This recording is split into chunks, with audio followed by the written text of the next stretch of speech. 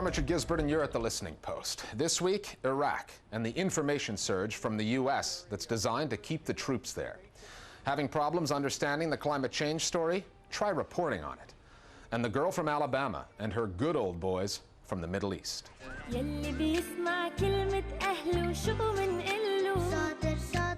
Welcome back. September 15th. That's the deadline the Bush administration and the U.S. Congress are facing to decide whether the escalation of the war in Iraq is working or whether it's time for another plan like pulling out.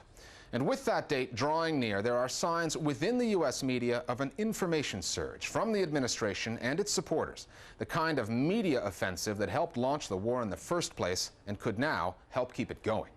Our starting point this week, a textbook case of misinformation on Iraq. It started in print, went electronic, and then got political. It's all in our News Divide.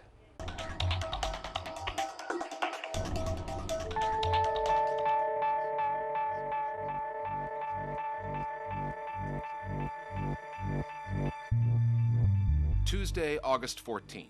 Truck bombs kill at least 250 people in northern Iraq. Hundreds more are wounded on one of the deadliest days of the war. News agencies report that in Baghdad, unidentified corpses are being dumped at a rate of 20 a day as the government, paralyzed by Sunni defections from the cabinet, tries to patch its coalition back together. This is happening as Americans are being told through their media that the latest U.S. military effort, the escalation the White House calls the surge, is actually working. This is the first time I have gone to Iraq and actually felt that the United States knew what it was doing. 1/3 reduction in the fatality rate among civilians since the winter. That's a pretty substantial amount of progress. That message was delivered in an editorial in the New York Times, written by two men associated with the Brookings Institution, a Washington-based think tank. The headline, "A War We Just Might Win." In their editorial, published July 30th, Michael O'Hanlon and Kenneth Pollock described themselves as two critics who have harshly criticized the Bush administration's miserable handling of Iraq. But, they wrote, having recently spent a week in the country, they concluded that we, that is the U.S., are finally getting somewhere in Iraq, at least in military terms, and that there is enough good happening on the battlefields of Iraq today that Congress should plan on sustaining the effort, at least into 2008. Fox was among the U.S. news channels that quickly ran with the column. What made it noteworthy was who wrote it. Two critics of the way the Bush administration has conducted the war. Kenneth Pollock and Michael O'Hanlon from the generally liberal think tank, the Brookings Institution. In all, Pollock and/or O'Hanlon were trotted out on at least 10 U.S. network news shows. A pretty substantial amount of progress in 6 or 7 months. The moment that we got to Baghdad, everything felt very different from previous trips to Iraq. However, the authors were not the war critics they made themselves out to be. As was documented by the American network PBS, back in 2002, Ken Pollock not only bought the administration's line on WMD, he helped sell it on shows like Oprah Winfrey's. And what we know for a fact from a number of defectors who've come out of Iraq over the years is that Saddam Hussein is absolutely determined to acquire nuclear weapons and is building them as fast as he can. The internet community collectively smelled a rat, and American media watch sites like thinkprogress.com and mediamatters.org were working the story. So was Cenk Uygur at theyoungturks.com. Of course, all you had to do was rudimentary research into O'Hanlon and Pollock to see what they were about.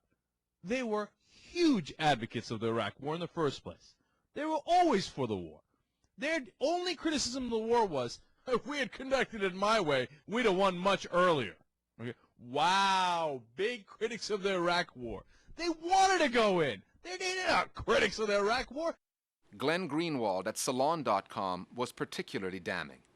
Witnessing these two war lovers, he said, supporters of the invasion, advocates of the surge, mindlessly depicted by media mouthpieces as the opposite of what they are, was really quite startling. However, the story was now coursing through the bloodstream of big American media. But yet it seems like the tune is changing a bit. And little things like facts, credentials, and context were not going to stop it. A bit of a surprise today on Iraq. Two long and persistent critics of the Bush administration's handling of the war today wrote a column In the New York Times. The two foreign policy analysts writing in the New York Times say it appears the troop surge is already having a positive effect. The column was the talk of Washington today. It was the talk of Washington largely because the White House wanted it to be. The White House sent this op-ed piece out to the press corps. Anyone who would read it today, they are hoping this buys them more time on the Hill for the surge to continue. And so, Vice President Dick Cheney was interviewed by CNN's Larry King, a notoriously soft touch, and brought up the column. I think we're seeing already from others, don't take it from me, look at a piece that appeared yesterday in the New York Times, not exactly a friendly publication, but a piece by Mr. O'Hanlon and Mr. Pollock on the situation in Iraq. They're just back from visiting over there. They both have been strong critics of the war.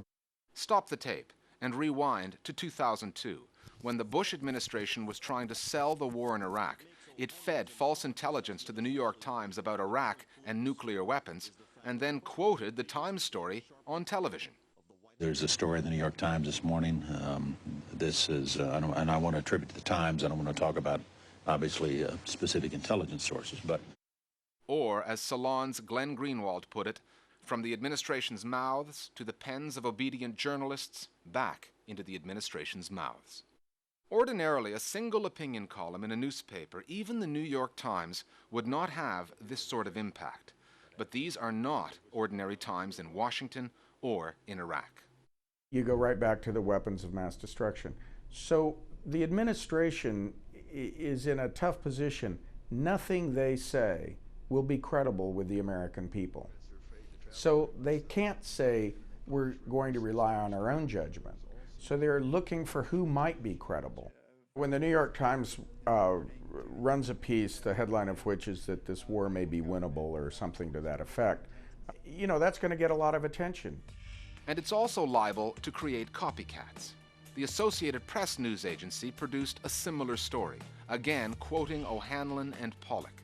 The headline, Iraq critics concede military progress. Among the papers that ran the AP story, the Las Vegas Sun, the Miami Herald, the Buffalo News, and, as the story came full circle, the website of the New York Times.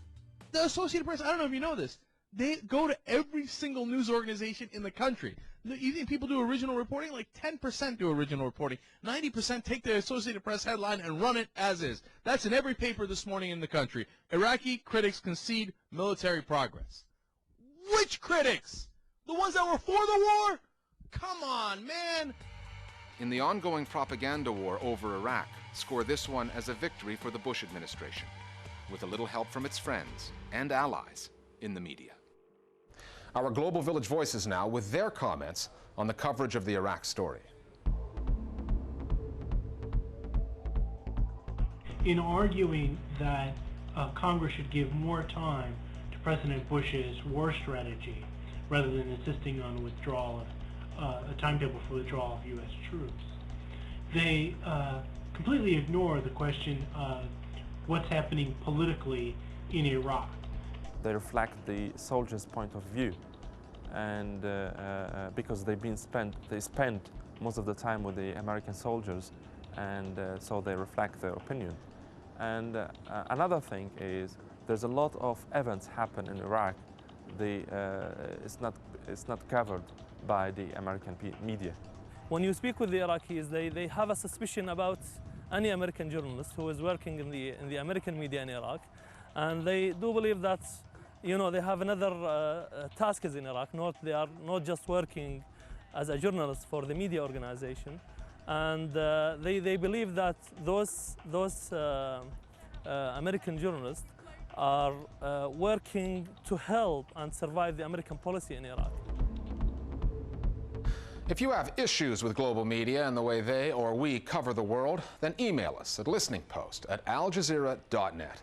We'll run you through the technology and add what you have to say to our Global Village Voices. In our News Bite section today, we start with some red faces at the Russian TV channel Rossiya after it was busted by a 13-year-old in Finland for using fraudulent footage borrowed from Hollywood. Rossiya showed pictures that it claimed were from the floor of the Arctic Ocean in its coverage of the recent Russian flag-planting expedition that the Kremlin ordered in order to claim the territory for Russia. The pictures were used in media around the world. A 13-year-old Finn saw them in the national Finnish paper Ilta Sanomat, and he noticed that the images were identical to his DVD copy of Titanic, the James Cameron-directed blockbuster. Turns out Rossiya just scalped the DVD and ran the pictures as news. Rossiya is one of 2 state-controlled channels that have been turned into propaganda tools under President Putin. Last year, the Listening Post traveled to Morocco to report on what's considered to be the most liberal media scene in the entire Arab world. Well, this week, Ahmed Ben Shemsi, the publisher and editor-in-chief of the Moroccan weeklies Telkel and Nishan, was arrested for insulting King Mohammed. The king had made a televised speech about upcoming parliamentary elections, which Ben Shemsi wrote was meaningless, since the king wields near total power there. Moroccan law forbids criticism of the monarchy, Islam, and Morocco's 3-decade-old occupation of Western Sahara. Looks like a court in the U.S. will have to decide who came up with the idea for Facebook, the social networking site. Right now, the site belongs to Mark Zuckerberg, a young American web mogul, but he's being challenged by 3 former classmates at Harvard University who say he stole the idea from them. Facebook allows its 52 million users to post personalized profiles and create networks with other users. This dispute goes back a couple of years, and the stakes are high. Facebook turned down a takeover move last year from Yahoo. That offer was for $1 billion. A development now that might salve the conscience of the eco-friendly web surfer. It's called Blackle. Despite Google's corporate commitment to going green, it turns out that its mostly white search engine isn't the most energy efficient. So Heap Media, an Australian global online services company, is launching the Black Google. The site serves as a front end for Google searches. It reverses the color scheme of search result pages. So users see light-colored text against a black background. The slight change could allegedly cut energy consumption by gazillions of megawatt hours. To find out more about the story, just go online and blackle it. We'll stick with the environmental theme after the break when we do a story on climate change, a challenge for governments, industries, and journalists trying to figure out what the story is.